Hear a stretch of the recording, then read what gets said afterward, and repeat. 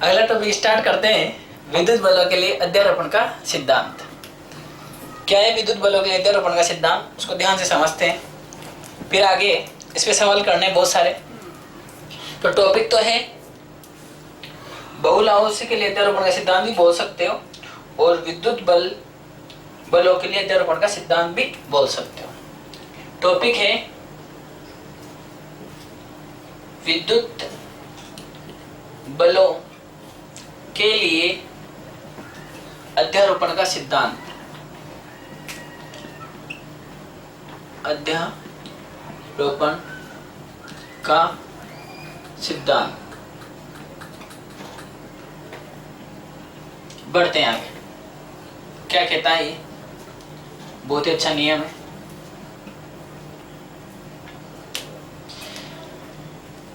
इस नियम की सहायता से, इस सिद्धांत की सहायता से अपन किसी एक आवेश पर लगने वाले परिणामी बल का मान ज्ञात करते हैं। यदि किसी स्थान पर 3 या 3 से अधिक आवेश उपस्थित हो और किसी एक आवेश पर बल का मान ज्ञात करना हो, तब अध्यारोपण के सिद्धांत का उपयोग किया जाता है। सर कैसे बताते हैं? ये मैंने यहाँ पर एक निकाय बना दिया।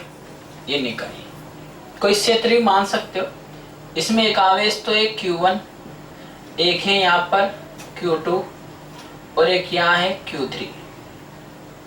ये नेगेटिव ले लिया और इस जगह पर है Q0। अब अपन को इस Q0 आवेश पर बल ज्ञात करना है। किस पर बल ज्ञात करना है? Q0 आवेश। तो जिस पर ज्ञात करना है उसका नाम इस प्रकार से देंगे, पहले बता चुका हूं, पर के। नामकरण तो किससे करोगे? पर के से। जिस पर लग रहा है उसको पहले लिखना है और जिसके कारण लग रहा है उसको बाद में लिखना है। तो देखो Q0 पर लग रहा है, किसके कारण? Q1 के कारण। तो प्रतिकर्षण का बल लग रहा है, इस पर ज्ञात करें तो दिशा भी इसी पर बतानी है आपको। जिस पर ज्ञात करने उसी पर दिशा बतानी है। आकर्षण में तो अंदर और प्रतिकर्षण में बाहर। तो ये हो जाएगा अपना F01 वेक्टर। ठीक है। अब इस Q0 को Q2 क्या करेगा? आकर्षित करेगा। तो ये इसको काम बुलाएगा इधर आओ। अब ये दिशा इसी में बतानी। आकर्षण हो तो दोनों आवेशों को मिलाने वाली रेखा के अनुदिश, प्रतिकर्षण हो तो दोनों आवेशों को मिलाने वाली रेखा के से दूर की ओर या बाहर की ओर। नाम हो जाएगा इसका F02 वेक्टर। F02 vector. और यहाँ पर था अपना Q3। इसके कारण किधर लगेगा वो भी देखो। पहले तो देखो किस पर ज्ञात करें? Q0 पर। कौन लगा रहा है? Q3। दोनों समान प्रकृति के, तो इसको प्रतिकर्षित करेगा तो कहाँ बताना है? ये ऊपर की ओर। नाम क्या हो जाएगा? F03 vector. F03 vector. अब Q1 और Q3 तो प्रतिकर्षित कर रहे हैं और Q2 उसको आकर्षित कर रहे हैं। नाम देने का तरीका इससे पर कैसे। अब ये सिद्धांत क्या कहता है वो ध्यान से सुनो। ये सिद्धांत कहता है वो सुनना।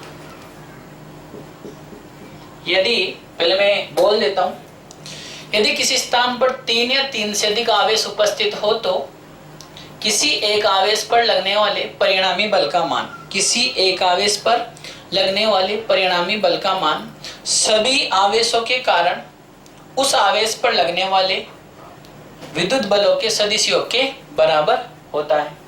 इसको लिखना है। यदि किसी स्थान पर 3 या 3 से अधिक, सर 2 हो तो 2 के लिए कूलाम का नियम डायरेक्ट लग जाएगा। यदि किसी स्थान पर 3 या 3 से अधिक आवेश उपस्थित हो तो किसी एक आवेश पर लगने वाला परिणामी विद्युत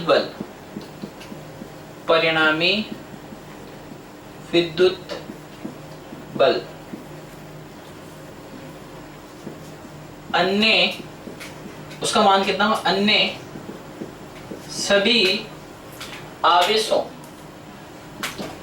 सभी आवेशों के कारण के कारण लगने वाले विद्युत बलों के सदिश योग के बराबर होता है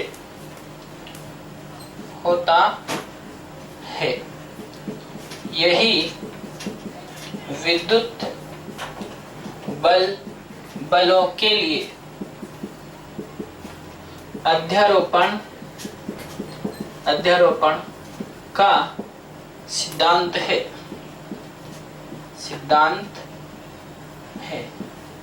यही है सर। कितने आवेश हैं? 4।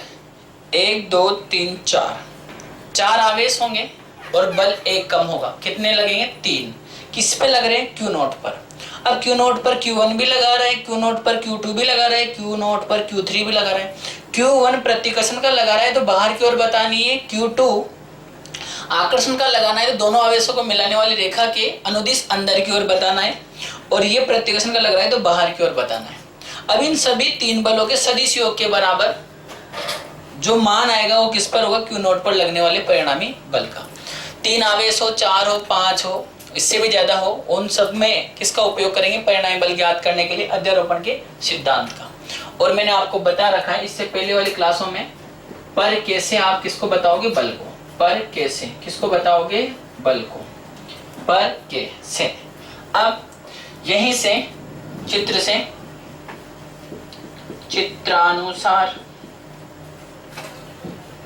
Q1 Q नोट पर Q1 के कारण किस पर लग रहा है? Q नोट पर Q1 के कारण लगने वाला विद्युत बल ये कितना होगा सर? F01 बराबर K Q1 Q नोट, दूरी का नाम दे दो, इसको दे दो R01 R02 और ये R03। ये मैंने ले ली दूरी R01 का स्क्वायर। अभी ये जो मान है ना, जो मान है वो दिशा के रूप में नहीं है, केवल मान है। सदिश रूप में लिखोगे तो इसके तो लगा दो वेक्टर, और यहाँ वेक्टर या तो एकांक सदिश के रूप में ले लो या फिर दिशा बता दो Q1 से Q नोट की ओर। आ गई सर? देखो अध्यारोपण का सिद्धांत में क्या होगा? 3 से ज्यादा आवेश होंगे। जरूरी नहीं कि वो आकर्षण की, वो प्रतिकर्षण को या समान प्रकृति को विपरीत कैसे भी प्रकृति के आवेश हो सकते हैं। किसी एक पर परिणामी बल ज्ञात करना होगा। तो क्या है ये? यदि किसी स्थान पर 3 या 3 से अधिक आवेश उपस्थित हैं तो किसी एक आवेश पर लगने वाला परिणामी बल किस पर लगने वाला? Q नोट पर लगने वाला। अन्य सभी आवेशों के कारण उस पर लगने वाले सभी बलों के सदिश योग के बराबर होता है। ये तो केवल किसका है? Q नोट का। इसी प्रकार Q नोट पर Q2 के कारण ये मान कितना आ जाएगा सर?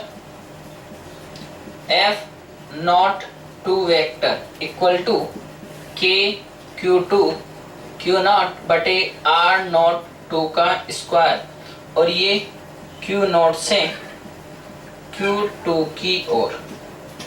दिशा किधर से? उधर से अंदर की ओर। ठीक है, आगे बढ़े। आगे कौन सा बचा? Q नोट पर Q3 के कारण F03 vector K Q3 Q naught बटे R23 का स्क्वायर, R23 का स्क्वायर, और दिशा जाएगी इसकी कैसे? Q3 से Q1 की ओर।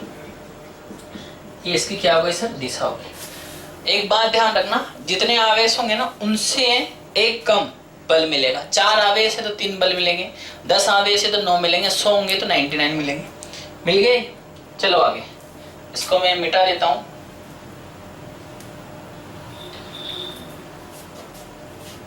अदिश राशि हो तो फिर यहाँ अदिश योग होता है, बीज गणितीय योग होता है अध्यारोपण के सिद्धांत में, और सदिश हो तो फिर सदिश योग होगा। आगे बढ़ते हैं सर, आगे बढ़े तो ये लिखता हूं मैं आगे।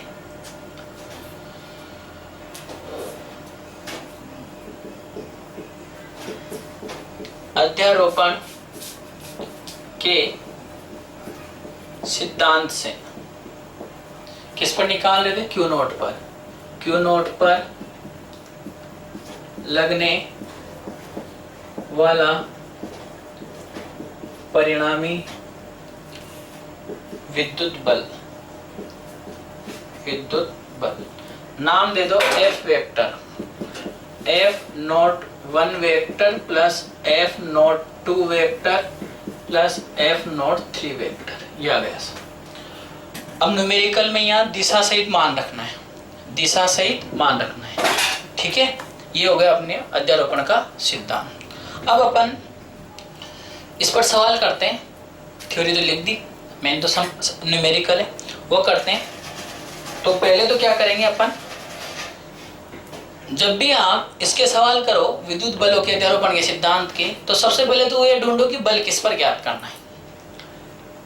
फिर ये देखो कि एक ही दिशा में तो जोड़ दो, विपरीत दिशा में तो घटा दो, कुछ एंगल पर है तो फिर उस पर जो कोण वाला सूत्र होता है root F1 F2 root F1 square plus F2 square plus 2 F1 F2 cos theta, वो वाला अप्लाई कर दो और लास्ट में एक परिणामी बल निकलेगा।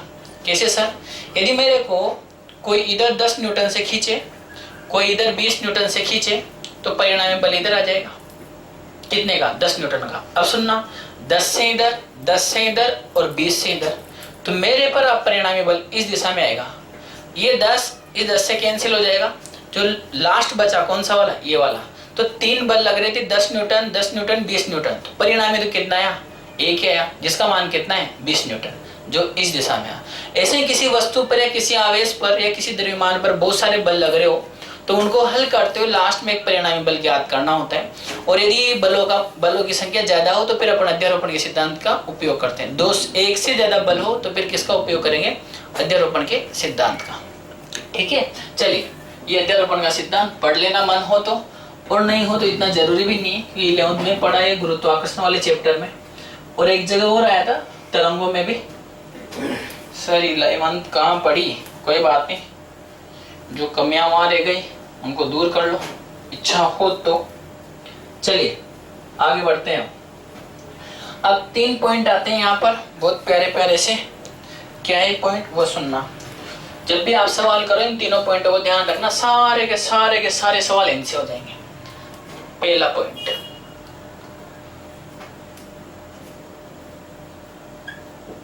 यदि F1 वेक्टर व F2 वेक्टर एक ही दिशा में हो, सर ये कोई द्रव्यमान है या आवेश भी ले सकते हो, या आवेश कैपिटल क्यों, इस पर इधर लग रहा है F1 वेक्टर और इसी दिशा में लग रहा है F2 वेक्टर, तो सर जो परिणामी बल होगा ना, परिणामी बल वो F वेक्टर होगा, उसका मान होगा दोनों के योग के बराबर। और सर त्वरण पूछ ले, त्वरण, तो फिर सर उसका मान आएगा A बराबर F/m।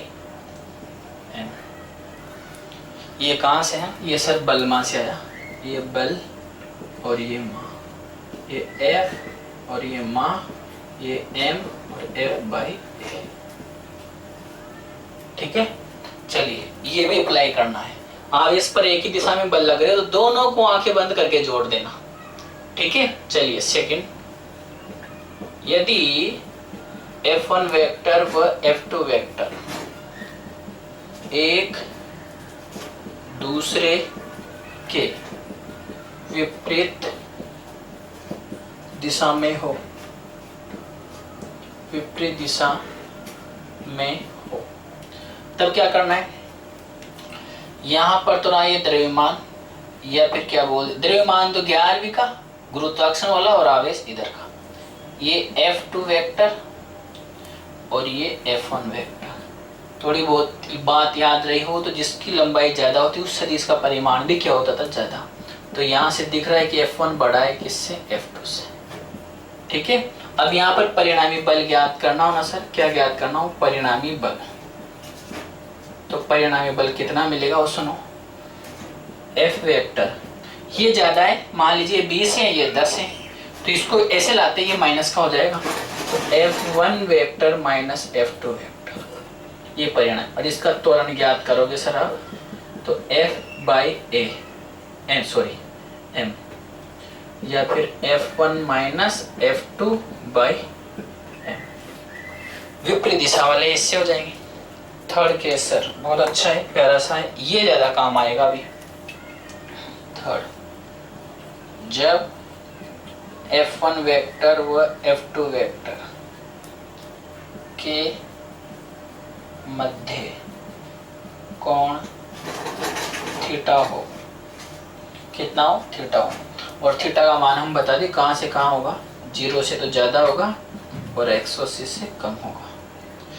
चलिए, जैसे ये वस्तु M या यही आवेश है कैपिटल Q,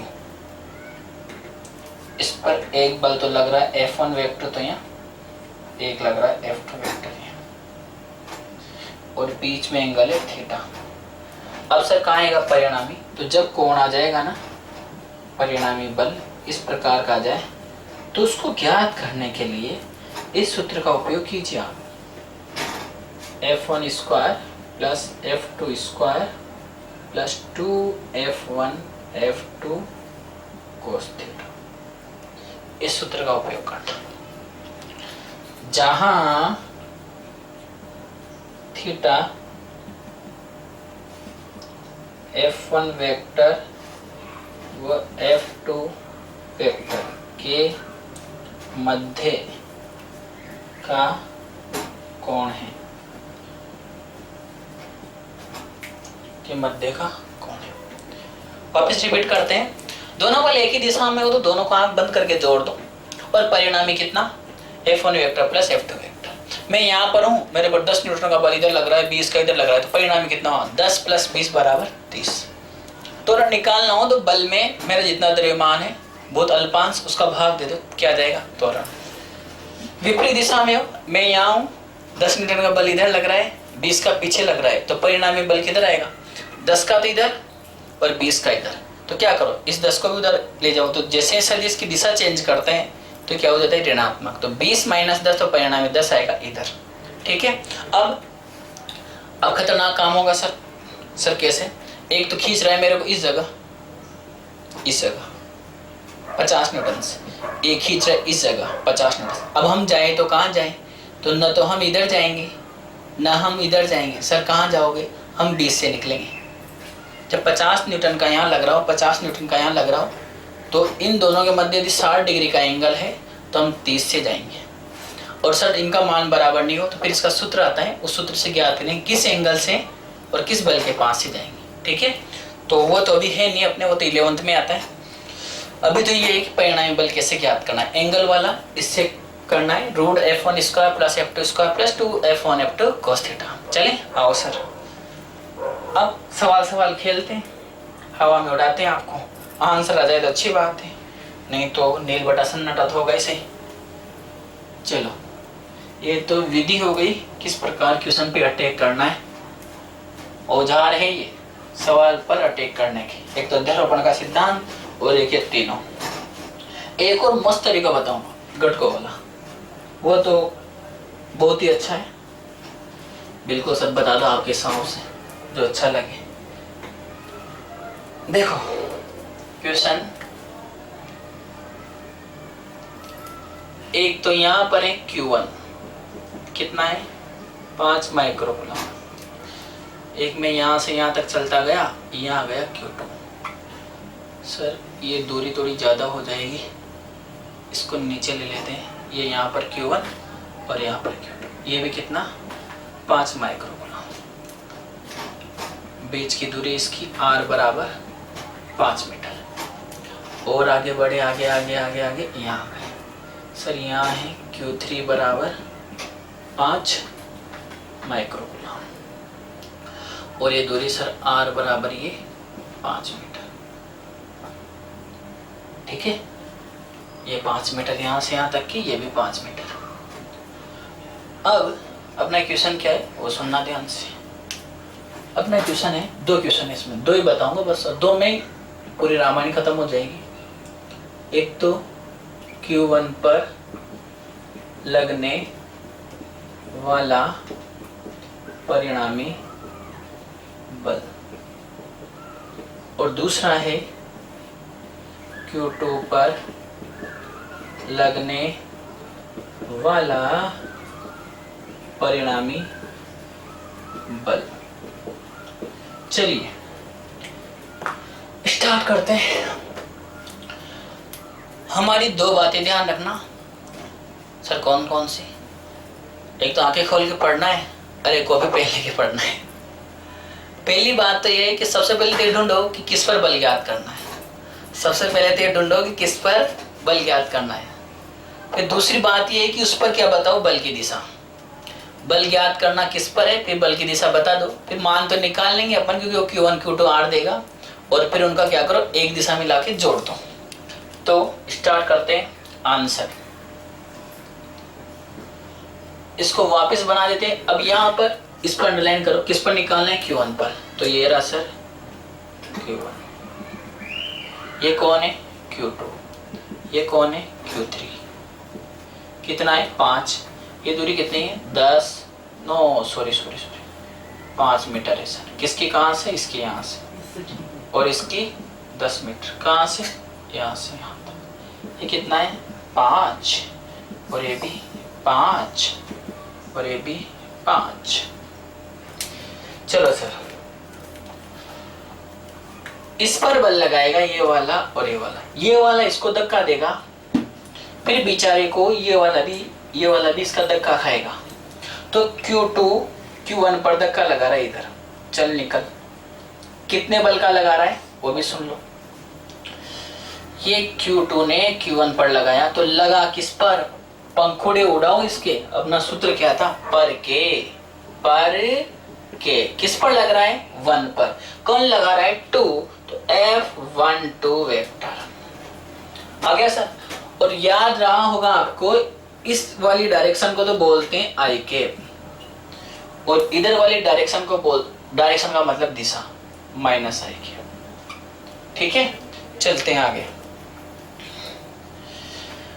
चलो अब जमाना तो है इसे, जमाओ सर। Q1 पर Q2 के कारण लगने वाला विद्युत बल कितना आएगा sir, F12 vector equal to Q1 Q2, बीच वाली दूरी R स्क्वायर, और ये किस दिशा में, अभी वेक्टर को लगाना चाहो लगा दो, माइनस आई के। मान रखोगे F12 के का मान 9 इंटू 10 की पावर 9, Q का मान 5 इंटू 10 की पावर -6, ये भी 5 इंटू 10 की पावर -6। R कितना 5 स्क्वायर। अपन जो पंजो सीतारामगंज, अपन जो पंजो सीतारामगंज। आओ सर, माइनस आई के। F12 वेक्टर इक्वल टू 6 और 6 माइनस की 12 प्लस की 9, तो 9 इंटू 10 की पावर -3, और ये कौन सी दिशा में है सर, माइनस आई के। यहाँ दिशा बताना चाहो तो बता दो, और नहीं बताओगे तो सर क्या कर दोगे, अरे कुछ नहीं, हमने इसी में बता दी। ठीक है, अभी तो ये कौन सा बल आया, इसके कारण इस पर लगने वाला बल।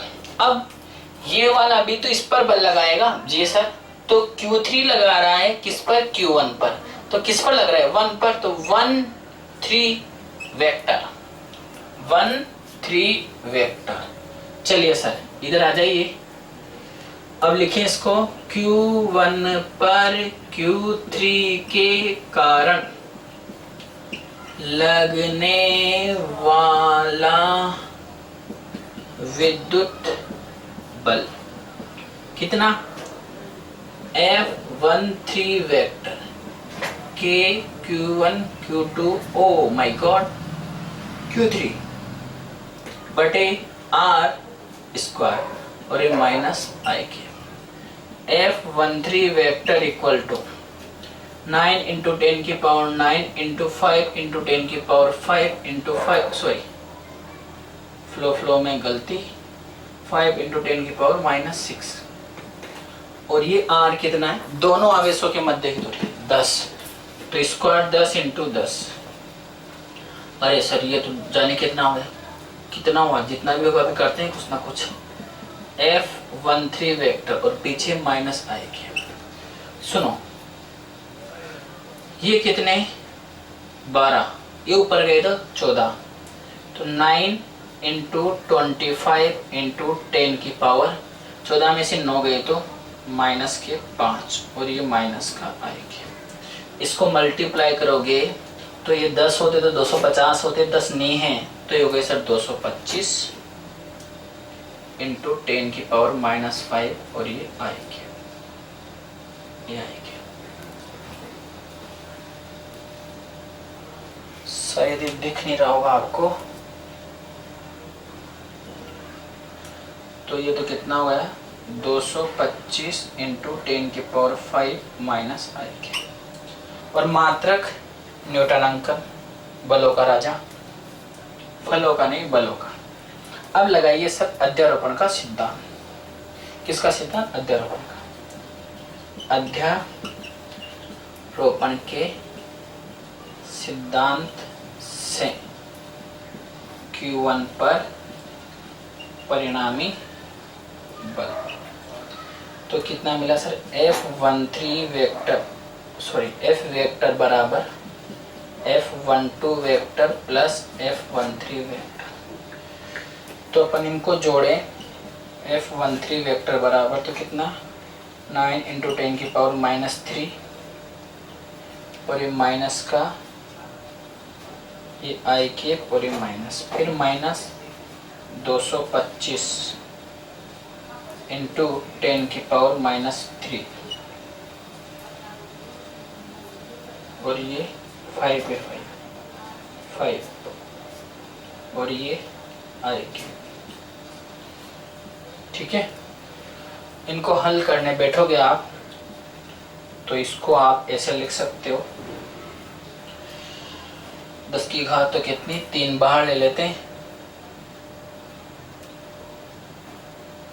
माइनस का बाहर लो इंटू 10 की घात 3 भी बाहर लो, यहाँ से तो मिलेगा 9 और थोड़ा दिमाग लगाओ तो उधर से मिलेगा 2.25 क्योंकि 10 की घात 3 तो बाहर आएगा, 10 की घात 2 बची, 10 की घात माइनस की 2 बची तो उसकी 10 की घात माइनस की 2 से यहाँ कितना बाहर आ जाएगा 225 तो वहीं रहेगा, 10 की घात माइनस 2 का पॉइंट लगा दो इधर और ये आएंगे और पीछे न्यूटन।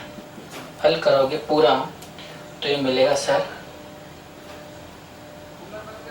6.75 इंटू 10 की घात माइनस 3 और ये माइनस आएगी और ये न्यूटन। इस प्रकार से भी अपना पहला क्वेश्चन हुआ है। ऐसे करोगे राजस्थान बोर्ड में या एनसीईआरटी में भी ऐसे सवाल है, आरबीएससी की बुक में भी ऐसे सवाल है। बस ये ढूंढना पड़ेगा किस पर ज्ञात कर रहे हैं, फिर उसी पर बल दर्शाओ।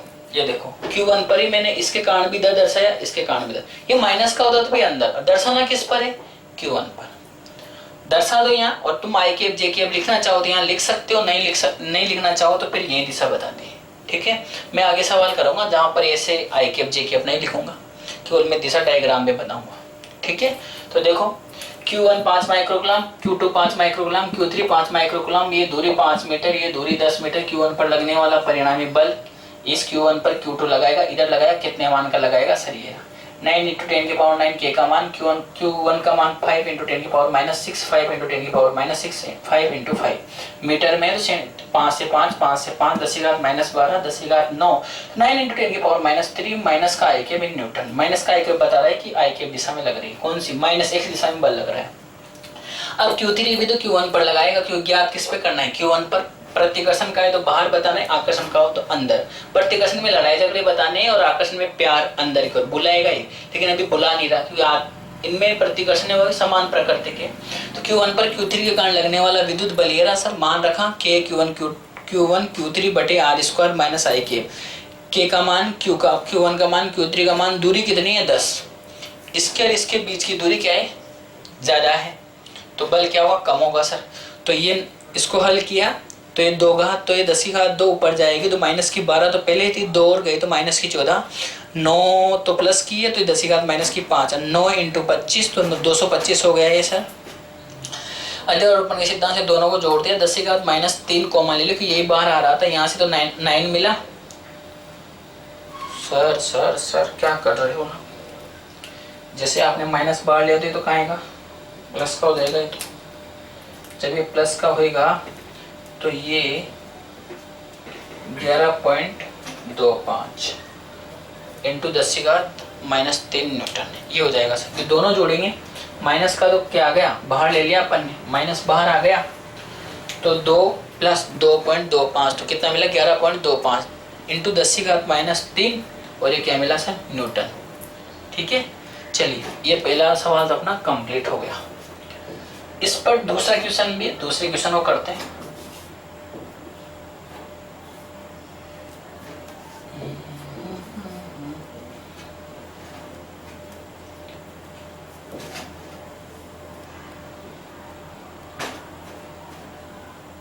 पहला तो कंप्लीट,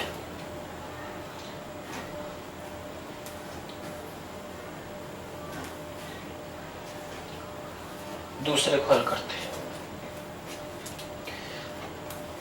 ये दूरी कितनी सर, कौन सी ये वाली, 5 मीटर, ये दूरी है 5 मीटर। किस पर ज्ञात करना है बल, वो सुन लेना। अपन को बल ज्ञात करना है Q2 पर, किस पर, Q2 पर, इस पर। अब ये Q1 भी इस पर बल लगाएगा, लेकिन उसकी दिशा किधर होगी, प्रतिकर्षण है तो दूर जाना है, दिशा किस पर बतानी है, Q2 पर। Q1 और Q2 पर बल लगेगा, तो यहां पर Q2 पर Q1 के कारण लगने वाला विद्युत बल, नाम तो जाएगा उसका F21 वेक्टर, दिशा आएगी सर इधर, ये दिशा में, ये कौन सी है, आई कैप डायरेक्शन है इधर, और ये माइनस आई कैप, ये माइनस आई कैप डायरेक्शन। ठीक है, चलते हैं सर आगे। अब बल का मान K Q1 Q2 बटे R स्क्वायर, और कौन सी दिशा में, आई कैप दिशा में। मान रखो F21 वेक्टर 2 पर लग रहा है 1 के कारण, तो इधर बताएंगे, यदि ये माइनस का होता है या प्लस का होता तो फिर अंदर बताते हैं। और बताना इसी पर है क्योंकि Q2 पर ज्ञात करना है तो प्रतिकर्षित इसको दूर भेजना है, और यदि ये माइनस का होता तो आकर्षित होता अंदर आता है। तो 9 इंटू 10 की पावर 9, 5 इंटू 10 की पावर माइनस 6, 5 इंटू 10 की पावर माइनस 6 बटे दूरी कितनी है बीच की 5, तो 5 इंटू 5 और ये आएगी सर। ये तो कंप्लीट हो गया, वही आंसर है F21 वेक्टर बराबर 9 इंटू 10 की पावर माइनस 3 आई के, और ये न्यूटन, ये अपना आंसर आ गया। ये तो किसके कारण है, Q2 के कारण, किस पर, Q1 पर लगने वाला बल Q2 के कारण। अब किसके कारण निकालना है, ये 3 भी तो लगाएगा ना सर, किस पर, Q2 पर, ये भी पॉजिटिव ये भी पॉजिटिव, ज्ञात इस पर करे, दिशा इसी पे बतानी पड़ेगी। इसको धक्का देगा, ये धक्का इधर लगेगा, इधर लग गया बेचारे के धक्का, कितना F23 किस पर लग रहा है, 2 पर, किसके कारण, 3 के कारण, तो पर के समझते हो, 2 पर लग रहा है 3 के कारण, तो यहाँ उठा के पटक दो, Q2 पर Q3 के कारण लगने वाला विद्युत बल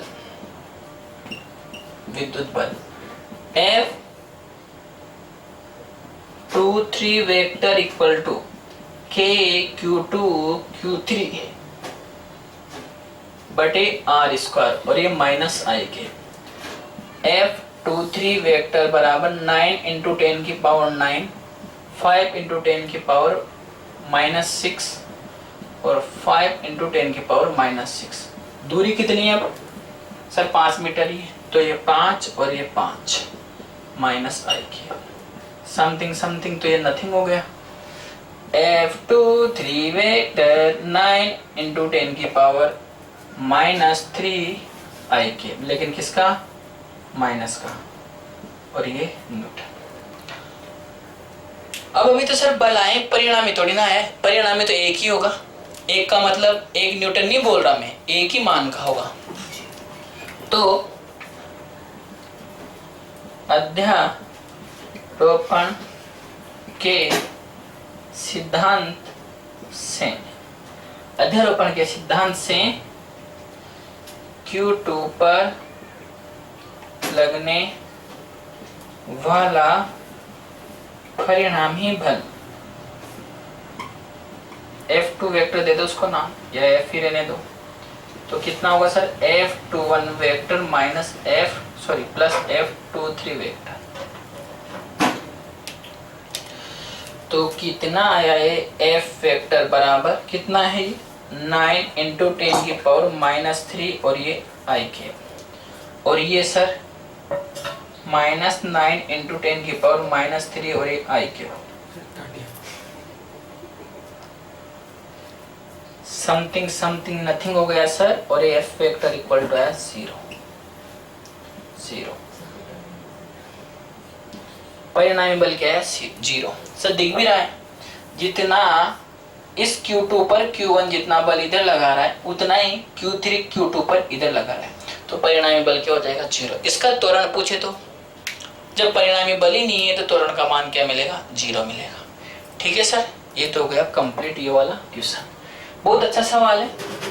अब थीटा वाले एंगल वाले करने हैं, अभी बताते हैं। अभी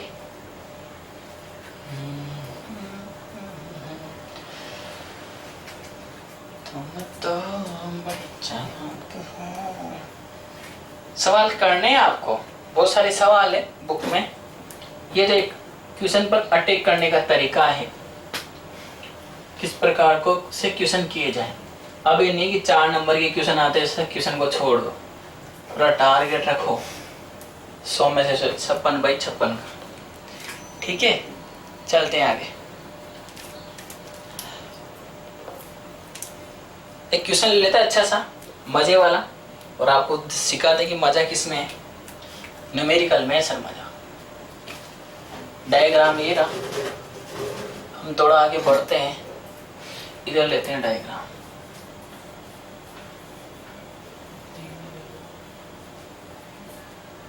ये है ए, समबाहु त्रिभुज है, ये भी ए और ये भी ए। यहाँ है Q1 और यहाँ है Q2 और यहाँ है Q3। ये भी स्मॉल q के बराबर ही है, मैं वहां ना लिखकर इसको यहाँ लिख दूं।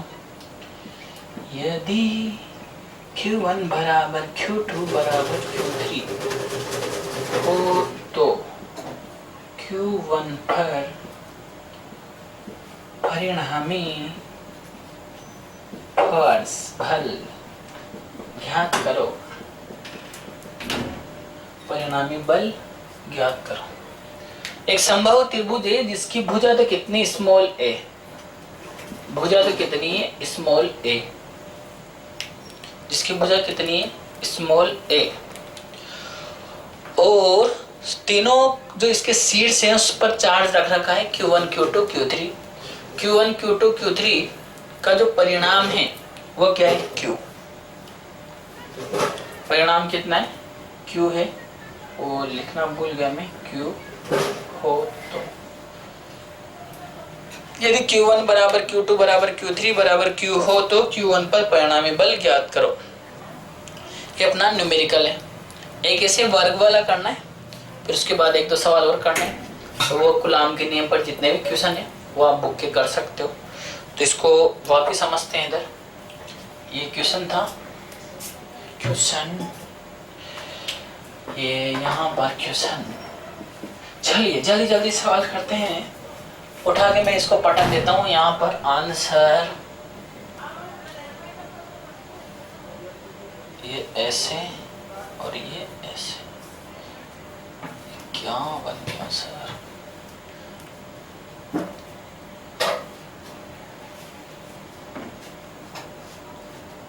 ये Q1 और ये Q2 और ये Q3। बीच की दूरी पता ही है आपको, ये यहाँ है Q1। किस पर ज्ञात करना है बल? Q1 पर। ठीक है, इसको थोड़ा हम आगे बढ़ा लेते हैं। ये Q3 है।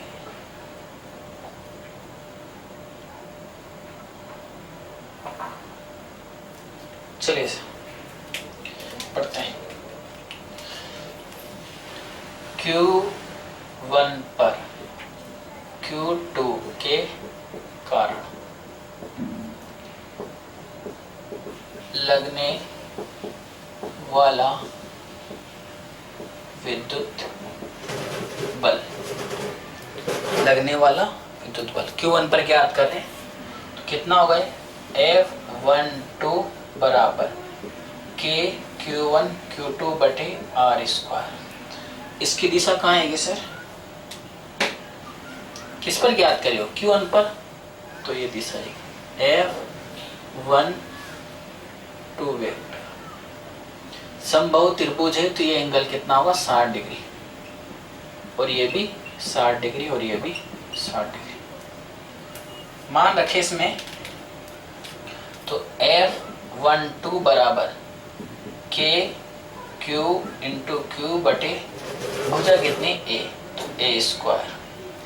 तो ये F12 बराबर K Q स्क्वायर बटे A स्क्वायर आ गया सर। इसी प्रकार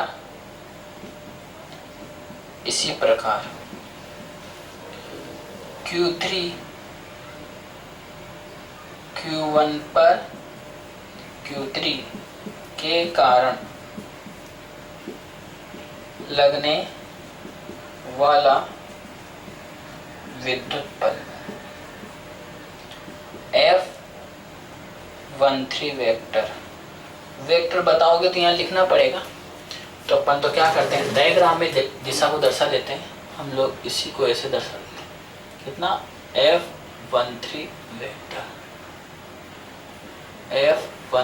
वेक्टर और ये थीटा, ये 60 है तो ऊपर वाला भी कितना होगा सर? 60। ये आमने सामने के कौन है? शीर्ष अभिमुख कौन।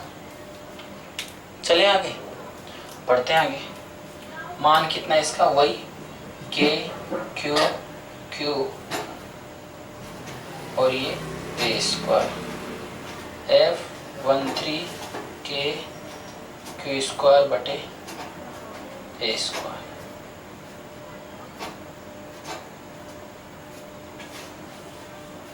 आ गया। अब यहाँ कुछ लिखेंगे अपन,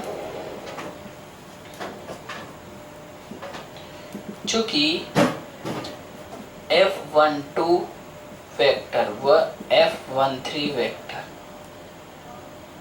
का परिमाण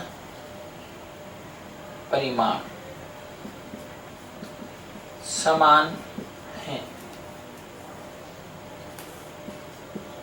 परंतु दिशा भिन्न भिन्न है। अतः इनका परिणामी बल, सुनो, जब ये दोनों समान है तो जब दोनों ही समान है तो इन दोनों को क्या करो, किसी एक के बराबर मान लेते हैं। अब वो कहाँ माने? यहीं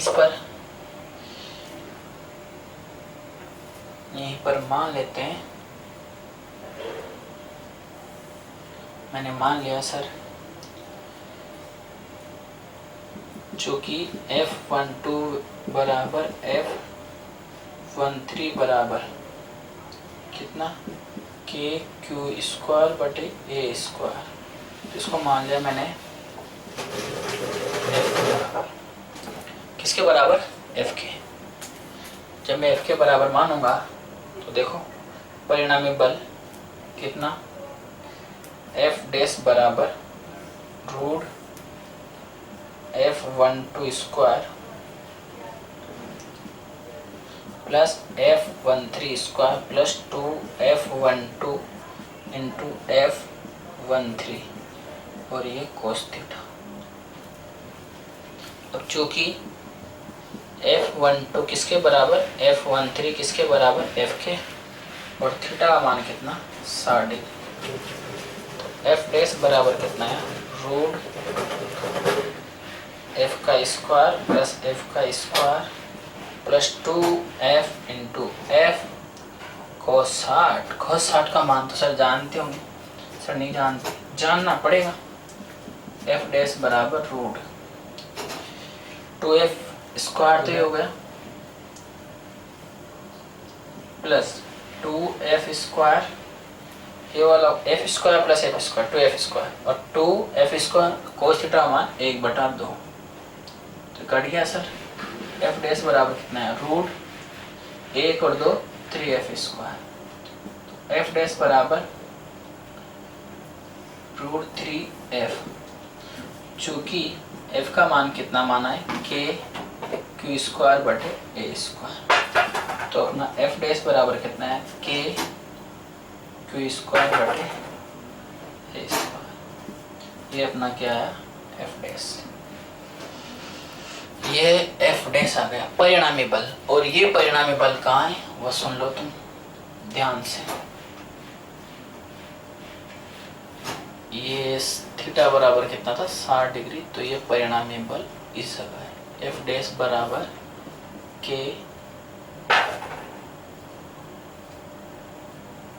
F डैश बराबर रूट 3K Q स्क्वायर बटे A स्क्वायर, ये परिणामी बल है सर, ये वाला, ठीक है। वापस सुनना, इस Q1 पर ये वाला Q3 इधर पर लगाएगा, जिसका मान ये रहा। इस Q2 पर ये, इस Q1 पर ये Q2 इधर पर लगाएगा। अब दोनों समान है, बीच का कोण 60 डिग्री है, तो परिणाम इधर से भी 30 डिग्री का कोण बनाएगा और इधर से भी 30 डिग्री का कोण बनाएगा। तो परिणामी बल इस F12 वेक्टर और F13 वेक्टर के बीच में से गुजरेगा, यानी कि 30 डिग्री इधर और 30 डिग्री इधर। जब दोनों, अब सुनना, दोनों बल बराबर है तो नया बल मान लें कि F है। अब जब दोनों का मान समान हो ना, तब अपन क्या करते हैं, परिणामी इस रूट वाले सूत्र से निकालते हैं, दोनों का F12 square plus F13 square plus 2F12 into 2F12 into F13 cos theta. Theta का मान 60 डिग्री है दोनों के बीच, और F12 बराबर F13 बराबर कितना है F। इस वैल्यू को इसमें रखो, F square plus 2 into F कोस 60। कोस 60 का मान 1/2, इससे कट गया सर। फिर 2F square plus F square, तो ये F डैश बराबर 3F स्क्वायर, तो F डैश बराबर रूट 3F, चूंकि F बराबर कितना है K Q स्क्वायर बटे A स्क्वायर, ये मान रख लिया, परिणामी बल आ गया सर, ठीक है। चलो ये तो हुआ सर इसका एक तरीका, पूरा इसी तरीके से करना है आपको। अब वो क्या करता है, आपको Q1 का मान दे देगा 5 माइक्रोकुलाम, तो यहाँ 5 रख दो, भुजा दे देगा 10 सेंटीमीटर, तो उसको मीटर में चेंज करके यहाँ रख देना, ठीक है। अच्छे प्यारे सवाल और करते हैं, आगे बढ़ते हैं। इसी सवाल को मैं घटकों से करता हूँ सर। घटकों से कैसे, अभी देखते हैं किस प्रकार इस सवाल को घटकों से किया जाए।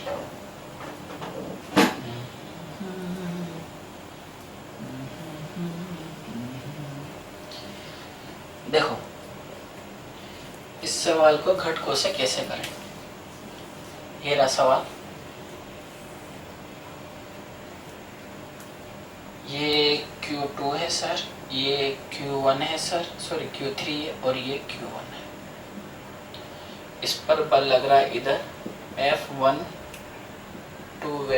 F12 जिसका मान K क्यू स्क्वायर बटे ए स्क्वायर, इसी को मान रहा हूँ मैं एफ के बराबर, और इस पर इस Q1 पर ये बल लगाएगा तो ये जाएगा इधर, जिसका मान F13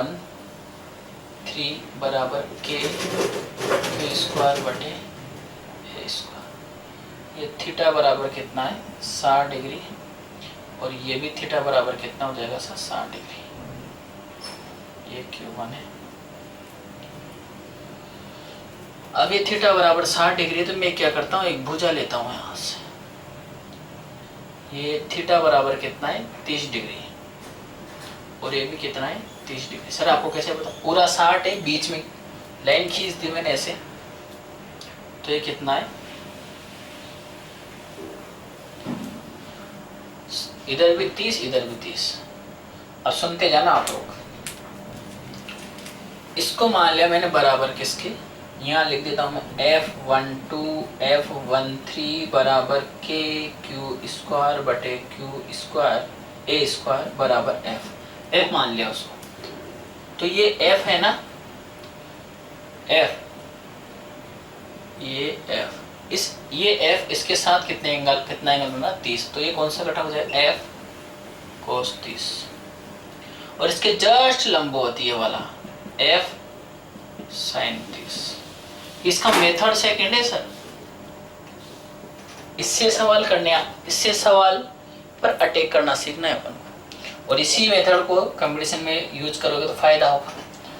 F13 को क्या मान रखा है F, तो ये भुजा भी तो ये वाले भुजा भी तो इसके साथ 30 डिग्री का कोण बना है, तो ये भी F cos 30, और इसके जस्ट लंबवत समकोणीय घटकों में लंबवत घटकों में तोड़े तो ये आता है F sin 30।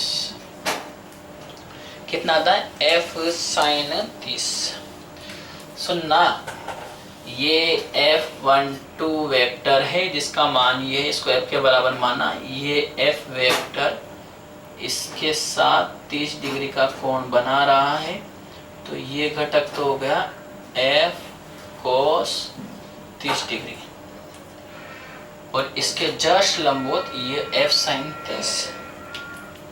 ऐसे ही ये इस पर बल लगाएगा तो इसका घटक कहाँ जाएगा ऊपर, उसका नाम है F13 वेक्टर, और मान है इसका के क्यू स्क्वायर बटे ए स्क्वायर इक्वल टू F। ये F इसके साथ 30 डिग्री का कोण बना रहा है, तो ये घटक तो F cos 30, और इसके जस्ट लंबवत ये रहा F sin 30। अब ढंग से देखो, जितना मान इसका है उतना ही मान इसका है। जब किसी एक आवेश पर दो बल लग रहे और परिमाण समान हो, दिशा विपरीत हो, तो वो एक दूसरे को कैंसिल कर देंगे। तो ये तो कैंसिल हो गया, कट गया, इन दोनों को घटकों में तोड़ ही दिया तो बर्बाद हो गए। बचे कौन से, ये वाले।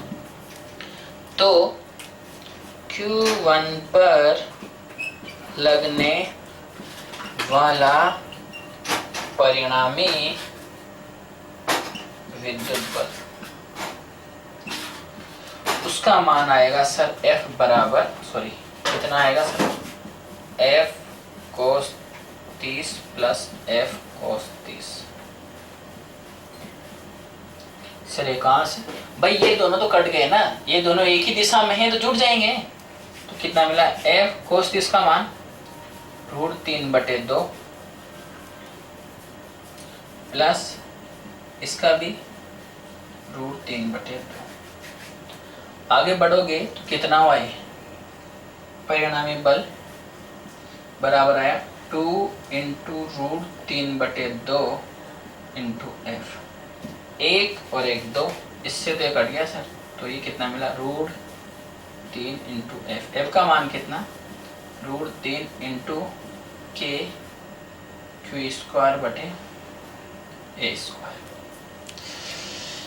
ये बल वही है जो इससे पहले मैंने जो फर्स्ट मेथड था इसका पूरा उससे किया था, वही है। F12 वेक्टर बराबर F12 बराबर F13 बराबर के क्यू स्क्वायर बटे ए स्क्वायर, इसको F माना, ये नाम दे दिया F। वो तो इसलिए दिया है कि काटने में दिक्कत नहीं हो, F दे दिया, ये भी F। ये एफ इसके साथ 30 डिग्री एंगल बना रहा है तो एफ कोस थीटा हो जाएगा, एफ साइन थीटा ये। फिर ये एफ इसके साथ 30 डिग्री का कोण बना है, एफ कोस 30, ये एफ साइन 30। ये दोनों सेम है, दोनों फोर्स का जो मैग्नीट्यूड है वो इक्वल है, तो ये कैंसिल हो गए। और जो इसका परिणाम मिला वो क्या आ गया, इस दिशा का तो 0, दोनों इसी दिशा में, तो ये दोनों एक ही दिशा में एक ही डायरेक्शन में है, तो ये ऐड हो जाएंगे, जुड़ जाएंगे। तो Q1 पर लगने वाला परिणामी विद्युत बल F cos 30 plus F cos 30, cos 30 का मान √3/2 प्लस F इंटू √3/2, तो ये बन गया अपने 2 से 2 कट जाएगा, √3 इंटू F, F का मान ये रहा, ये वही मान आया है जो पहले आया था। ठीक है, आगे चलते हैं। ये हो गया किसका, त्रिभुज वाला। अब एक घन वाला सवाल करना है। कौन सा, घन वाला। बहुत अच्छा सवाल है। घन वाले को तीव्रता भी निकालेंगे, विभव भी ज्ञात करेंगे और बल भी ज्ञात करेंगे। तो जो घन वाला न्यूमेरिकल है वो करते हैं अपनी अगली नेक्स्ट क्लास में। ठीक है, धन्यवाद।